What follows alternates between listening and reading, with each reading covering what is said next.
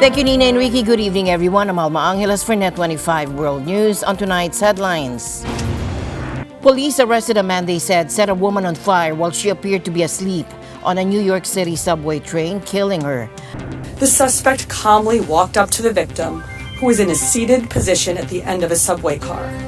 The suspect used what we believe to be a lighter to ignite the victim's clothing, which became fully engulfed in a matter of seconds. A small plane carrying 10 people crashed into shops in the center of the tourist city of Gramado in southern Brazil on Sunday, according to state government officials, saying everyone aboard the aircraft died. Thousands of Serbians protested in Belgrade against the government. About 29,000 attended, according to authorities, and the protests come after 7 weeks of demonstrations nationwide, triggered by the collapse of a train station roof in Novi Sad that killed 15 people. And the news starts now.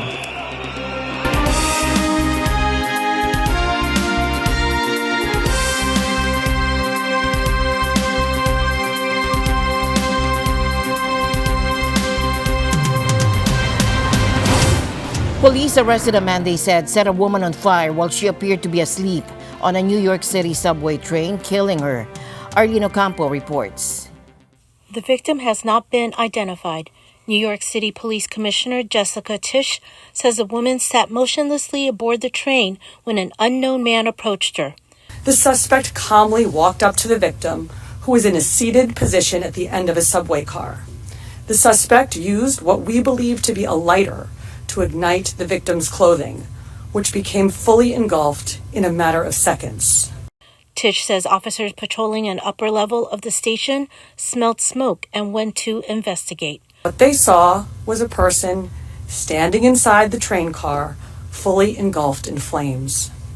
With the help of an MTA employee and a fire extinguisher, the flames were put out. Unfortunately, it was too late, and the victim was pronounced on the scene. Tisch says they don't believe the two knew each other. She says it didn't take for police long to make an arrest. Unbeknownst to the officers who responded, the suspect had stayed on the scene and was seated on a bench on the platform just outside the train car. And the body-worn cameras on the responding officers produced a very clear, detailed look at the killer. After the NYPD disseminated those images, 3 high school-age New Yorkers called 911 to say that they recognized the suspect. Other transit officers responded to that 911 call and also spotted the man wearing the same gray hoodie, distinct wool hat, paint-splattered pants, and tan boots, already on another moving train. Police radioed ahead to have the train stopped. Then, Transit District 2 officers boarded the stopped train and walked from car to car until they located and arrested the person of interest without further incident. Police say they are still investigating the victim's identity and the reason for the attack. Arlene Ocampo for NET25 World News. Thousands have gathered to honor the victims of Sunday's tragic car ramming attack at a Christmas market in Magdeburg, Germany. The suspect, a 50-year-old Saudi man with a history of anti-Islam rhetoric, now faces multiple murder charges after killing several, including a 9-year-old boy, and injuring over 200 people. Take a look. More people placed flowers for the victims of a Christmas market attack in Germany on Sunday, as police said the suspect now faces multiple counts of murder, among other charges. The memorial in Magdeburg continued to grow 2 days after the car ramming attack killed several people and injured more than 200. Among those killed, a 9-year-old boy and 4 women, according to police. In a statement, police said the suspect is now held in pre-trial custody after prosecutors pressed charges of murder as well as attempted murder and grievous bodily harm. Police did not name the suspect, who is a 50-year-old Saudi man with a history of anti-Islam rhetoric. German media have identified him as Talib A. The suspect, who has lived in Germany for almost 20 years, was arrested at the scene following the 3-minute attack. Authorities on Saturday said his motive was not clear. However, the Magdeburg prosecutor said one possible factor could be what he called the suspect's frustration with Germany's treatment of Saudi refugees. Initially, the attack drew comparisons on social media to an Islamist-influenced immigrants' deadly attack on a Berlin Christmas market in 2016. Later, it emerged that the suspect had criticized Islam and expressed sympathy for the far right. Posts verified by Reuters on the suspect's X account suggest he supported anti-Islam and far-right parties, including the Alternative for Germany, or AfD, and criticized Germany for its handling of Saudi refugees. Saudi and German sources told Reuters that Saudi Arabia had warned German security authorities about the suspect. On Saturday evening, far-right protesters marched through Magdeburg calling for remigration. It's a term popular with far-right supporters seeking to force out people deemed not ethnically German. Police reported scuffles at the protest, a reflection of the political tensions in a country racked by arguments over immigration and over the surging popularity of the AfD. Der Tatverdächtige herkommt, was wir hier für Basis. When it became clear where the suspect came from and what kind of basic data we have here, 50-year-old man from Saudi Arabia, first name Talab, it didn't take us long to realize that this was a person who was known for his online activities, particularly as an anti-Islamic figure in the global right-wing extremism scene. We were then able to confirm this lead relatively quickly and pursue it. Und fühlte sich eben verfolgt in den letzten Jahren von Geheimdiensten. And he felt that he had been pursued by secret services and state authorities, especially in Germany in recent years, and saw this as part of an agenda against refugees like him, who he saw as the true and only legitimate asylum seekers, who stand against Islam, who leave their home country, especially Saudi Arabia, and are because of that, which is true that Saudi Arabia is a repressive regime in which critical people are persecuted, but that they are also deliberately disempowered and persecuted here, and instead, people are deliberately brought here who pursue an Islamist agenda, so to speak, and want to destroy Western societies in the long term. Langfristig die Gesellschaften des Westens zerstören wollen. Das heißt,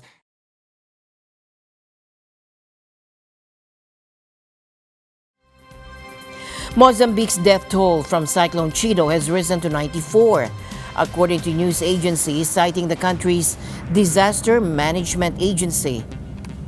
The storm, which made landfall a week ago, devastated the northern province of Cabo Delgado with winds reaching 260 kilometers per hour and dumping 250 millimeters of rain in just 24 hours. While the hardest hit area was the Mayotte archipelago, Mozambique bore the brunt as the second most affected region. Over 620,000 people in Mozambique have been impacted by the cyclone, with more than 500,000 concentrated in Cabo Delgado. And experts are warning that the storm's intensity was amplified by climate change. Cabo Delgado is no stranger to tropical storms, but is also grappling with a long-standing Islamist insurgency, adding to the region's challenges. Cyclone Cheetos' destruction comes as Mozambique is still recovering from political unrest following post-election violence that claimed at least 130 lives. Meanwhile, tragedy struck Nigeria on Saturday as at least 13 people have died in two separate stampedes during charity events. In Abuja, a crowd gathered outside Holy Trinity Catholic Church for a charity distribution when chaos broke out early in the morning. Police spokesperson Josephine Adek confirmed that 10 people, including 4 children, lost their lives, with 8 others injured. In the early hours of today, the 21st of December 2024, another tragedy struck at the Holy Trinity Catholic Church, Maitama in Abuja, in a similar stampede that occurred during the distribution of food items to vulnerable and elderly individuals. This unfortunate incident led to the death of 10 individuals, leaving many others injured. In southern Nigeria's Okija community, a similar scene unfolded when residents scrambled for donated items like rice, oil, and cash. Police reported 3 deaths, though eyewitnesses and Amnesty International Nigeria claimed the toll is as high as 20, with many more injured. Sadly, these incidents aren't isolated. Just days earlier, a stampede at an Islamic high school in Ibadan claimed 32 lives. The tragedies highlight the desperation gripping Africa's most populous nation. Many Nigerians are struggling under soaring inflation, now at 34.6%, worsened by subsidy cuts and currency devaluation under President Bola Tinubu's administration. Amnesty International has called for urgent investigations, emphasizing the harsh reality that for many Nigerians, having ordinary rice at home is turning into a luxury. A small plane carrying 10 people crashed into shops in the center of the tourist city of Gramado in southern Brazil on Sunday, according to state government officials, saying everyone aboard the aircraft died. The victims included the aircraft's owner and pilot, along with the other 9 passengers. Now, all of whom were members of his family. Julian Bukayan reports. The death toll could go higher. 17 people on the ground suffered injuries. 12 of them remain in the hospital, and 2 of those are in critical condition. Officials say the twin-engine Piper aircraft took off shortly after 9 o'clock Sunday morning from the nearby Canela Airport. The plane had been headed to Jundiaí in São Paulo state under unfavorable weather conditions. Authorities say the plane reportedly first struck the chimney of a building, then the second floor of a house before crashing into a furniture store. The first noise was a lot of broken glass. I thought it was some piece of furniture that had fallen with a lot of glass. But when I saw the flash coming from the bathroom, my husband opened the window and saw everything red outside. Then he said, "It's fire, we're going to die." It was at that moment of desperation that we ran. The information I received from the civil police isn't final, but the data we collected was from the aircraft owner's partner, from the hotel where this family was staying.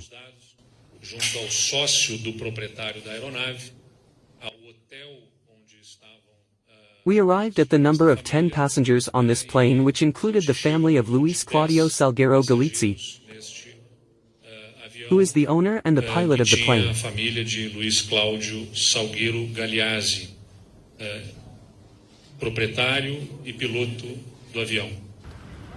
Debris also reached a nearby inn. The cause of the crash is being investigated by the Aeronautical Accident Investigation and Prevention Center. Nestled in a mountainous region, Gramado is the most popular tourist destination in Rio Grande do Sul. The state was severely impacted earlier this year by unprecedented floods that claimed dozens of lives, destroyed infrastructure, and significantly disrupted its economy. Julian Bukayan for NET25 World News.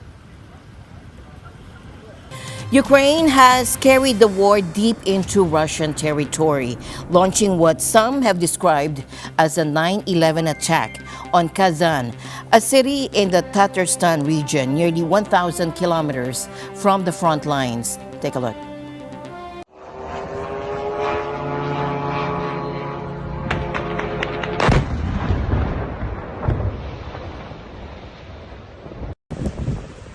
Tablet.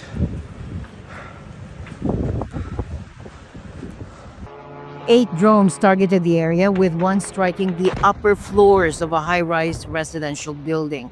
Eyewitness video captured smoke billowing from the structure, and Kazan's airport temporarily suspended flights. Local officials also canceled all mass gatherings for the weekend as a precaution. While the dramatic strike caused significant alarm, Russian authorities reported no casualty. They stated that air defense and electronic warfare system intercepted most of the drones. Temporary shelters have been arranged for affected residents. And this attack follows a Russian drone offensive where Moscow reportedly launched 113 drones into Ukraine overnight. Ukrainian officials have called these drone battles a troubling escalation of the conflict. Elsewhere, Russia's defense ministry said its air defense shot down 42 Ukrainian drones across 5 regions overnight. In Oriol, one drone triggered a fire at a fuel facility, though officials quickly contained it. No casualties were reported in these incidents. These back-and-forth strikes are intensifying with both sides now bringing the war to civilian areas far from the front lines. Now, snow is intensifying across northern and other parts of Japan. Meanwhile, snowfall is picking up in northern and other parts of Japan, with weather officials urging caution as heavy snow is expected to hit areas along the Sea of Japan through Tuesday. In just 6 hours early Monday morning, Hirakawa City in Aomori, Minamiyazu Town in Fukushima, and Minakami Town in Gunma saw around 20 centimeters of snowfall. Looking ahead, up to 60 centimeters of snow could pile up in the Hokuriku region by Tuesday morning. Hokkaido, Tohoku, and Kanto Koshin might see up to 50 centimeters, while Tokai and Kinki regions could get 30 centimeters. The Japan Meteorological Agency says this is all due to a strong winter pressure, and they're warning residents in northern to western coastal areas to watch out for avalanches, heavy snow buildup on power lines and trees, and rough seas with waves expected to reach 5 meters in Hokuriku region. Meanwhile, snow blanketed New York City on Saturday as the U.S. National Weather Service reported the first measurable December snowfall in the city since 2021. Some areas saw 3 to 4 inches of snow, while eastern parts of the state saw masses of around 1 inch. Parts of upstate New York experienced a lake effect snow on the week of December 13 that dumped 2 to 3 feet of snow on the Lakeview area that borders Canada. In other news tonight, Taiwan's lawmakers clashed in a chaotic scene over controversial legislation. The opposition party Kuomintang, or KMT, and its allies pushed for bills to tighten laws, including stricter rules on outing elected officials and changes to government budgeting and the Constitutional Court.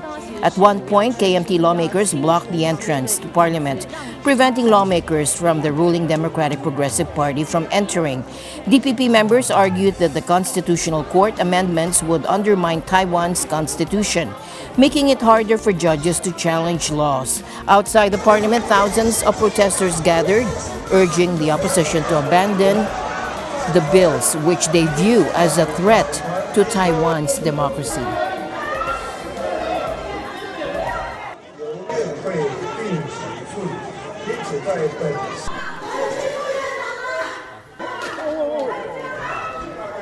And the news continues here on NET25. We'll be right back.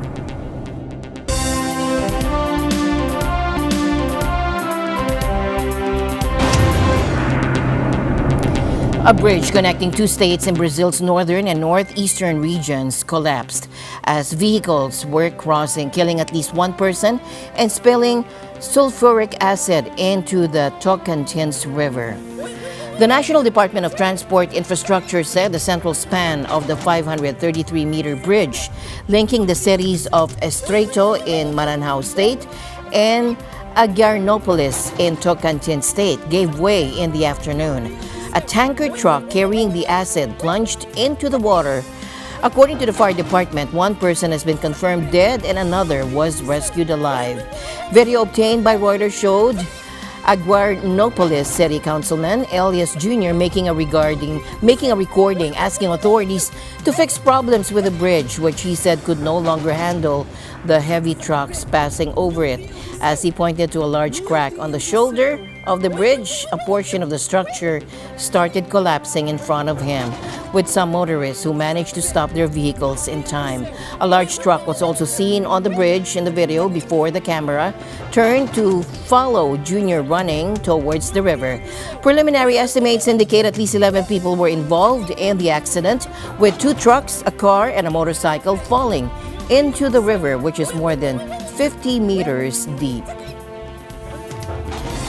After more than a decade of construction, Vietnam's largest city has finally launched its first mass rapid transit line. And this project has been a point of competition between Japan and China, both vying for influence in the region. Hundreds of eager residents lined up to be among the first passengers to ride Metro Line 1. This line stretches from the bustling Ben Thanh Market in the city center to the Sui Tien theme park with 14 stops along the way. Japan invested heavily in this project, contributing 43.7 trillion Vietnamese dong or 1.72 billion US dollars. While Ho Chi Minh City's line faced delays, Hanoi's China-backed metro system opened its first line in 2021. Construction on Hanoi's second line is set to begin in 2025.